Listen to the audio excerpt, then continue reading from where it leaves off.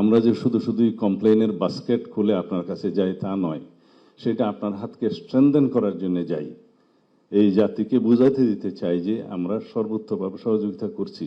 আর সব সময় প্রশংসা নিয়ে যদি আপনার কাছে যাই, যে সমস্ত লোকজন উপদেষ্টা মণ্ডলীর শুধু আপনাকে বাইরের দৃশ্য সম্পর্কে বলে না, শুধুমাত্র প্রশংসা করে, সরকার তো কয়েকবার দেখছি, বিরোধী দলও দেখছি, তারাই হচ্ছে সবচাইতে বেশি ক্ষতি করে সরকারের। সরকারের সমালোচনা যারা বেশি করে, আপনার ঘরের মধ্যে যারা আপনার সমালোচনা করবে, ধরে দেবে, তারা আপনার বন্ধু। আমরা আপনার বন্ধু। আমরা হয়তো বাইরে আছি, কিন্তু সবচেয়ে বেশি আপনাকে সমর্থন করব। দয়া করে সবকিছু বিবেচনায় না করে একটা রোডম্যাপ দিবেন ডিসেম্বরের ভিতরে নির্বাচনের জন্য, সেটা আমাদের দাবি।